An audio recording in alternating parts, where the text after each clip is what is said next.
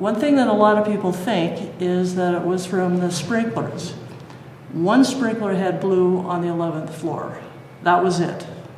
All of this damage is from the fire hoses as applied by Reno Fire Department. There were firefighters that were looking for the 12th floor, which doesn't exist. They were asking me and other residents how many apartments there were. They didn't know where the stairs were. They didn't have any idea of how our building was constructed. I can tell you this, it was chaotic. It was obvious that they hadn't parked properly when they approached the apartment. The initial fire hose only got as far as the 8th floor when the fire was on the 11th floor. I'm a big fan of first responders, including the fire department. Reno Fire Department sent these rookies and veterans to a high-rise fire without the proper training and without the proper information. It was a problem that they knew about for a year. They didn't have the files that they should have on all of our apartments. They should have known that this was a high-rise. They should have known it was on the 11th floor. They should have known that there were 2 apartments up there. They should have known the demographics. They should have known where the standpipes are so that they could have hooked up water in a timely fashion.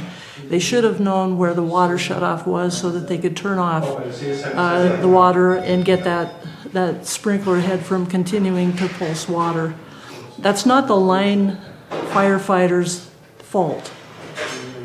They did everything they could, but they weren't equipped by their administration. This is something that the fire chief and the city manager, in my opinion, need to answer for. But there were bystanders all around us in that moment when we were running around like idiots trying to figure out where the FTC was, and we looked like chumps. And it was not the best moment for the RFD, for me and my crew. And then obviously hearing Manny calling for water for 5 times, pretty stressful. And it was a real shitty feeling. And I don't need to like belabor it or anything, but it's probably the worst I feel like I've ever performed since I've been here. And it weighs on me heavily. I got concerned about what they were doing and what was taking so long. And that's when I first went to the city council, which I think was the first part of November. I and 23 other households have been dislocated. Drywall has fallen out of the ceilings and off the walls on 11 floors.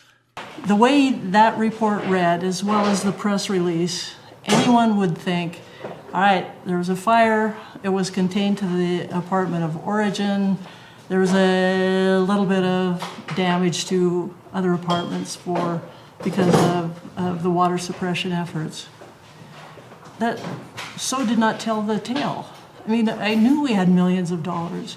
Just even having the elevators go down for 6 months, that was a $350,000 repair. A lot of our people are elderly people on fixed incomes.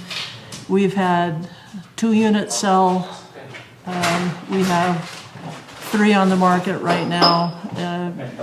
And I think there will be more just because our assessments are going to be so high just to cover the insurance costs, an insurance cost that was as high as it was because of the water damage inflicted by the fire department.